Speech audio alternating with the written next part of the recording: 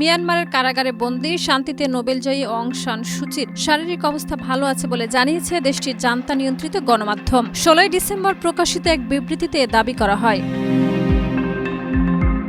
এর আগে সুচির ছেলে কিম অ্যারিস তার মায়ের স্বাস্থ্য নিয়ে গভীর উদ্বেগ প্রকাশ করেছিলেন। রয়টার্সকে দেওয়া এক সাক্ষাৎকারে তিনি বলেন, দীর্ঘদিন ধরে মায়ের কোনো খোঁজ খবর না পাওয়ায় তিনি শঙ্কিত। তার ভাষায়, সুচির শারীরিক অবস্থা ক্রমে অবনতির দিকে যাচ্ছে বলে তিনি আশঙ্কা করছেন।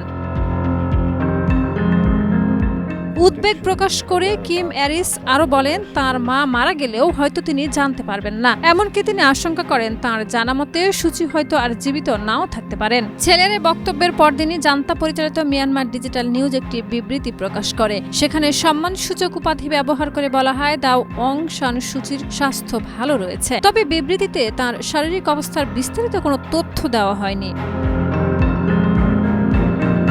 2021 সালে মিয়ানমারের সামরিক অভ্যুত্থানের পর অং সান সুচিকে গ্রেপ্তার করা হয়। এরপর থেকে তিনি কারাবন্দী রয়েছেন। বর্তমানে 80 বছর বয়সী এই সাবেক নেত্রী রাষ্ট্রদ্রোহ, ঘুষ কেলেঙ্কারি ও ভোট জালিয়াতি সহ একাধিক অভিযোগে মোট 27 বছরের কারাদণ্ড ভোগ করছেন। মানবাধিকার সংগঠনগুলোর মতে রাজনৈতিকভাবে তাকে কোণঠাসা করতেই এসব অভিযোগ আনা হয়েছে।